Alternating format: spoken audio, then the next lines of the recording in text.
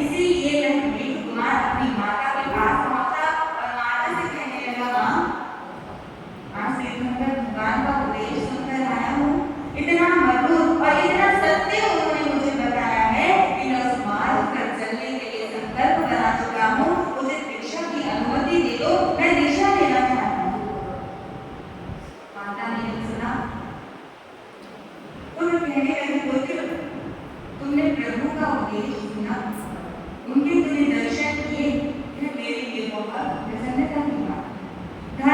रुचि तेरे हृदय में जागृत हुई है, यह सुनकर मुझे बहुत हर्ष हो रहा है। लेकिन पुत्र, तुम्हारा पुण्य बनना, संसार को त्याग कर तुम सन्यासी हो जाओ, यह मुझे इष्ट नहीं है।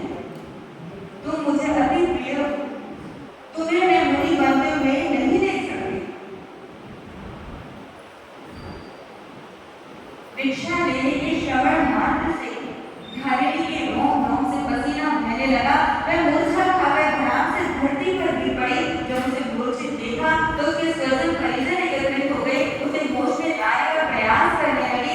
जब वह होश में आई, स्वस्थ हो गई, तब फिर पुनः मेजु कुमार को अपने पास अपने निकट बुलाकर कहते, देखो पुत्र, तुम अभी बहुत छोटे हो, तुम तो अभी बालक हो, तुमने अपने जीवन में अभी देखा कि क्या है। अभी तो तुम संसार के कर्तव्यों को पूरा करो, यहाँ के दायित्वों को निभाओ, उसके बाद तुम दीक्षा लेने की बातें करना। इस समय में, इस उम्र में, इस अवस्था में तुम्हारे मुख से ये वैरागी की योग लेने की बातें शोभा नहीं देती। लेकिन तुम्हारे लिए रहा माता, जब जीवन की दिशा बदल जाती है, जब जीवन में मोड़ आ जाता है, तो फिर जीवन के कर्तव्य, जीवन के दायित्व नहीं बदलते। अगर मैं संसार में रहता हूँ, अगर मैं गृहस्थ अवस्था में रहता हूँ, तो मेरा मेरी पत्नियों के प्रति भी कर्तव्य है, राज्य के प्रति भी मेरे उत्तरदायित्व है। लेकिन यदि मैं संसार का ही त्याग कर दूंगा, मैं इस गृहस्थ दशा का ही त्याग कर मुनि हो जाऊंगा, तो मेरा कर्तव्य भी बदल जाएगा, मेरे दायित्व भी बदल जाएंगे। उस समय में मेरा मात्र एक कर्तव्य रह जाएगा, वो होगा मेरा आत्मकल्याण। माता उसको समझा रही है। वो कहती है, पुत्र, अभी तुमने जीवन में कुछ नहीं किया, अभी तो तुम युवा हुए हो, युवा अवस्था प्रारंभ हुई है। जब वृद्धा अवस्था आएगी, जब जीवन की संध्या का समय आएगा, उस समय तुम इस वैराग्य की बात करना, तब तुम जाकर भिक्षा विचार कर लेना। लेकिन यह तो समय नहीं है कि तुम वैराग्य को, संन्यास को धारण करो। माता, संन्यास लेने का कोई समय नहीं होता। जब जी जागृत हो जाए, उसी समय उस शुभ कार्य को कर लेना चाहिए, क्योंकि काल जयी इस संसार में कोई नहीं है। मृत्यु के साथ किसी की भी मैत्री नहीं है। मृत्यु जरूरी नहीं है कि वो वृद्धावस्था के बाद ही आए। मेरे जीवन में बुढ़ापा आएगा या नहीं आएगा, इसका कोई कुछ नहीं कह सकते। हर वस्तु की अवधि होती है, हर वस्तु की गारंटी होती है, लेकिन मेरे इस जीवन की कोई अवधि निश्चित नहीं है कि मैं कब तक जीऊंगा। मेरे जीवन को पत्रों पर पड़े हुए ओस की बूंद की तरह है, जो समय आते ही ढल जाएगी। रात भर एक मोमबत्ती जलती है, उसके लिए तो निश्चित रूप से कह सकते हैं कि यह सुबह तक जलती रहेगी। लेकिन जो मनुष्य रात को सोया है, तो हम कुछ नहीं कह सकते कि सुबह जागेगा ही या नहीं जागेगा। इसलिए माता, तुम मुझे अपने जीवन के बारे में मत बताओ, मेरा जीवन कोई निश्चित नहीं है। इसलिए मुझे तुम आज्ञा दो कि मैं दीक्षा विहार कर लूं, अपनी आत्मा का कल्याण करूं। लेकिन माता के मन में तो मोह है, उसके अंदर तो पुत्र का राग है। वो राग को छोड़ना आसान नहीं होता है। जब राग को त्यागने के लिए कहा जाता है किसी को, तो राग त्यागने की पीड़ा अत्यंत भयानक होती है। माता अपने ढंग से सोच रही है और पुत्र अपने ढंग से विचार कर रहा है। माता उसे संसार में रोकना चाहती है, अपने मोह में बांधना चाहती है, लेकिन पुत्र वो अपने जीवन के लक्ष्य को समझ चुका है, अपने जीवन के महत्व को जान चुका है। इसलिए वो अपने इस मनुष्य भाव को सफल बनाना चाहता है, इसकी प्राप्ति को सार्थक करना चाहता है। इसकी माता कहती है, पुत्र, तुम नहीं जानते दीक्षा क्या होती। तुमने तो कभी नंगे पांव चलकर भी नहीं देखा, तुमने तो कभी जमीन पर सोकर नहीं देखा। पुत्र, जो दीक्षा लेना है वो तो तलवार की नोक पर चलने जैसा है, मोम के दांतों से लोहे के चले जमाने के समान है। तुम दीक्षा लेने का विचार कदापि मत करो। ये कोई संयम फूलों की शैया नहीं है कि तुम धारण करोगे और आराम से जीवन व्यतीत करोगे। इतनी अनुकूल प्रतिकूल परीक्षा, मान अपमान सभी कुछ सहना पड़ता है, भूख प्यास सभी कुछ बर्दाश्त करना पड़ता है।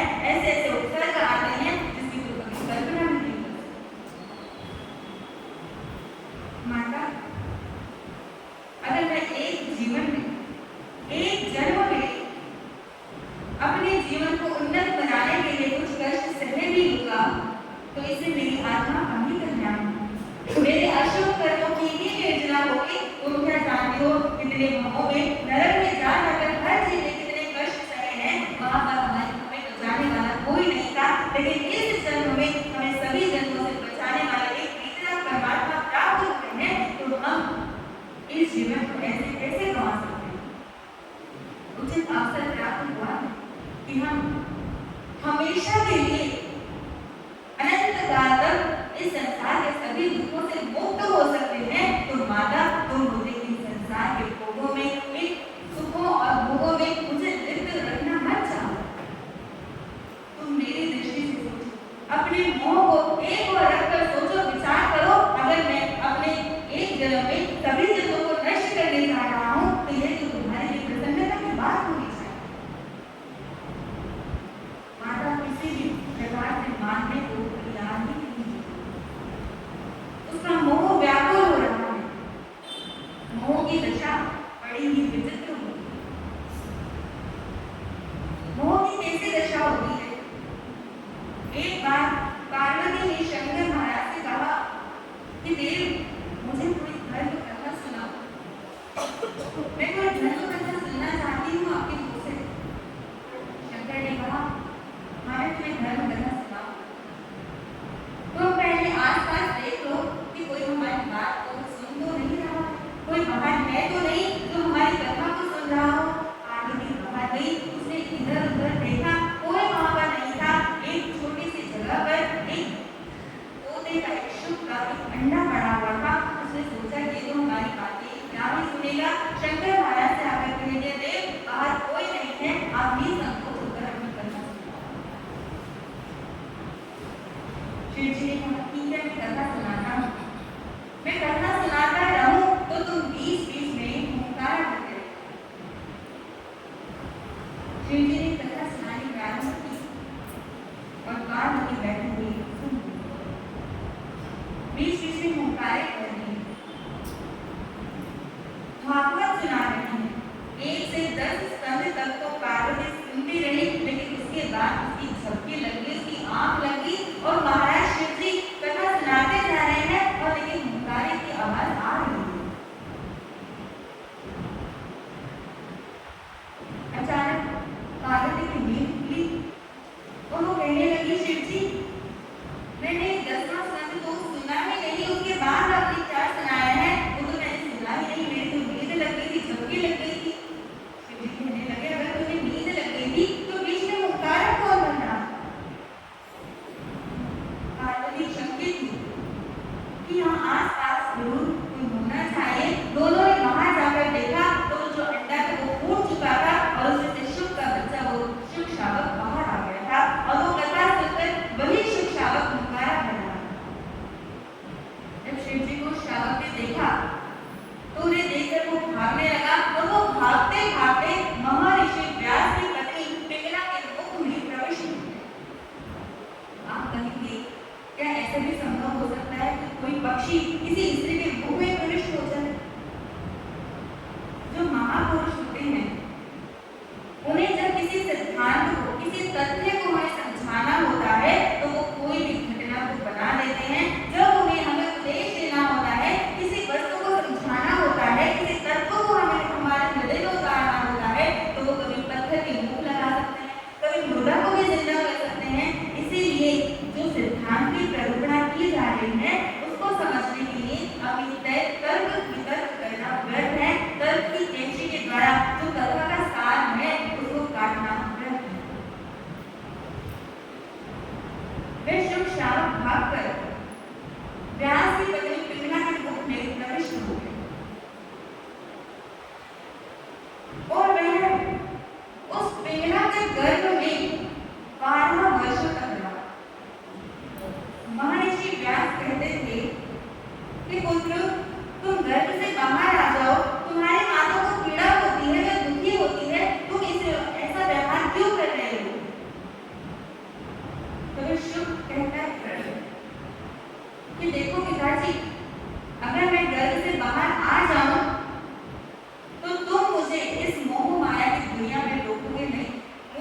मोहमयी दुनिया से, इस संसार से बहुत भय लगता है। मैं इस दिखावे वाली दुनिया में नहीं रह सकता। अगर मैं घर से बाहर आया तो मैं वनों में चला जाऊंगा, मैं इस संसार में नहीं रहूंगा। अगर आप मुझे वचन देते हैं तो मैं घर से बाहर आऊंगा। महर्षि व्यास ने कहा, ठीक है पुत्र, तुम इस दुनिया में मत रहना, लेकिन तुम अपनी माता के गर्भ से तो बाहर आओ, ये पीड़ित हो रही है। कहते हैं कि उस समय विष्णु माता के गर्भ से बाहर आए और बाहर निकलते ही वनों की ओर भागने लगे, वनों की ओर चले गए। पुत्र को वनों की ओर जाते देखकर महर्षि व्यास पुत्र के मोह में पुनः व्याकुल हो गए, अपने वचन को भूल गए और पुत्र के पीछे पीछे भागने लगे। उसे पुत्र पुत्र वर्ष वर्ष कहते हुए उसके पीछे दौड़े कि पुत्र तुम रुक जाओ, तुम कहाँ जा रहे हो? शुभ ने कहा, पिताजी आपने मुझे वचन दिया था, आपने वादा किया था कि आप इस मोह में दुनिया में मुझे रोकोगे नहीं, मेरे बालक नहीं बनोगे। यही शुभ श्रावक आगे जाकर शुभ देव के नाम से प्रख्यात हुआ। ऐसी मोह की विचित्र दशा होती है जो धारिणी माता की किसी मोह में उलझी हुई है, पुत्र को संसार में रोकना चाहती है। मेरी कुमार से कहती है कि देखो बेटा, अगर तुम संसार में नहीं रुकना चाहते, तुम सन्यासी धारण करना चाहते हो, तो मेरी एक इच्छा है, तुम वो पूरी करके ही जाना। माता या दूसरा पासा पहले वो संयम के कष्टों को बता रही थी, संयम से हटाना चाहती थी, और अब वो संसार के प्रलोभन से देना चाहती है। वो कहती है, पुत्र मैं एक दिन के लिए तुम्हें राज सिंहासन पर बैठा हुआ देखना चाहती हूँ, मैं देखना चाहती हूँ कि तुम राजा बनोगे तो कैसे लोगे। वो विचार करती है कि जब इसे राज सिंहासन मिल जाएगा, राजा बन जाएगा, तो इसके हाथ में अधिकार आ जाएगा, सत्ता आ जाएगी, और फिर उस सत्ता में उसके लालच में ये सन्यासी बनने का विचार क्या मेन कुमार विचार करता है कि मैं तो अपने संकल्प पर दृढ़ हूँ, मैं तो अपना विचार बना ही चुका हूँ दीक्षा लेने का। अगर मैं माता की इच्छा पूरी कर भी दूंगा तो इसमें मेरी क्या हानि होने वाली है। उसने माता की बात को स्वीकार कर लिया और इस प्रकार धूमधाम से उसके राज्य अभिषेक की तैयारियां होने लगी। पूरे नगर को दुल्हन की तरह सजाया गया और एक शुभ मुहूर्त देखकर उसे राज सिंहासन पर बिठाया। राजा ने स्वयं उसे राज मुकुट पहनाया, उसके गले में पुष्प मालाएं डाली, उसकी जय जयकार करने लगे और आज जो है राजा। अपने पुत्र को देखकर धारिणी बहुत प्रसन्न हो रही है, बहुत हर्ष उसके मन में हो रहा है कि मेरा बेटा राजा बना है, और वही मन क्या सोच रहे हैं कि अब तो इसके मन में सन्यासी बनने का विचार निकल चुका हो। इतना ऐश्वर्य वैभव देखकर, इतनी संपत्ति और अधिकार को देखकर कौन ऐसा मूर्ख होगा जो राज सिंहासन को ठुकराकर वनों में जाकर सन्यासी बनेगा। जब वह राज सिंहासन पर बैठ गया, राजा बन गया, तो सभी ने उसकी आशीर्वाद दिया। पूर्व समय में राजाओं को कैसे कैसे आशीर्वाद दिए जाते थे। राजन, आप पूरी तरह वात्सल्य पूर्वक अपनी प्रजा का पालन करना। जिन राज्यों को, जिन देशों को आपने आज तक जीता नहीं है, उन पर आप विजय प्राप्त करना, आप हमेशा उन्नत होते रहना, हमेशा बड़े बड़े राजा बनते रहना। राजाओं में एक नियम होता है कि राज सिंहासन पर बैठते ही उससे उसकी पहली आज्ञा मांगी जाती है, और जो राजा पहली आज्ञा देता है उसका उल्लंघन कोई भी नहीं कर सकता। मेघ कुमार जो मेघ राजा बन चुका है, उससे पूछा गया, कहो राजन, आपकी क्या आज्ञा है, आपका क्या मनोरथ है, कौन सी इच्छा है जिसे हम पूरा करें।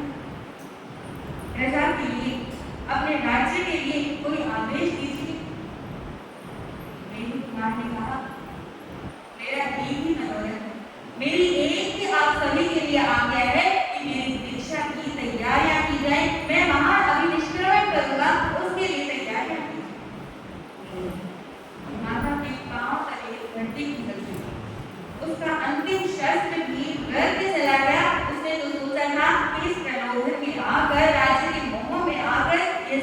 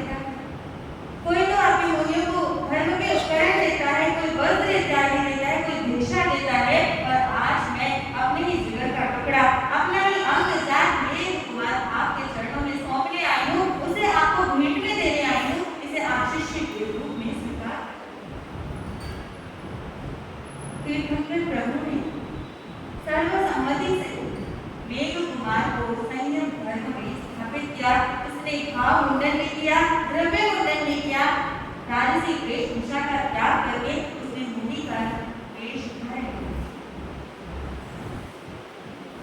अब वह मेरु कुमार मेरु मुनि बन चुके।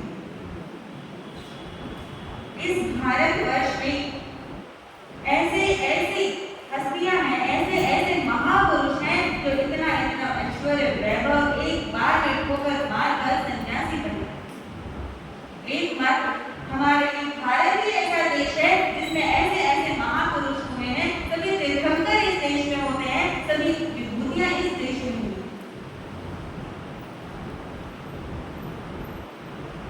हमारे देश में कोई बड़े बड़े लोगों की पूजा नहीं होती है, जिनके पास बड़े बड़े कोठी बंगले हैं, बड़ी बड़ी संपत्तियां हैं, ऐसी लोगों की यहाँ पूजा नहीं की जाती। हमारे धर्म में तो ऐसे इंसान के, ऐसे व्यक्ति की पूजा की जाती है जिसके तन पर वस्त्र नहीं, जो सर्वथा अकिंचन होकर रहते हैं। यहाँ पर क्योंकि संपत्ति की पूजा नहीं, यहाँ पर त्याग की पूजा की जाती है। ऐसा हमारा भारत देश है। जानते हैं भारत का अर्थ क्या है? भारत में रहते हो तो भारत की परिभाषा तो पता होनी चाहिए। भायाम भारत, जो भारत प्रकाश में रत रहता है उसे भारत कहते हैं। जो ज्ञान के प्रकाश के लिए रहता है उसे भारत कहा जाता है। इस भारत में इतने बड़े बड़े महापुरुष, इतनी बड़ी बड़ी विभूतियां हुई हैं और इस प्रकार मेरु कुमार ने भी अपनी सारी संपत्ति को एक क्षण में ठुकराकर सन्यास का मार्ग धारण कर लिया तथा सर्वथा निर्लोभी रहकर होकर रहना।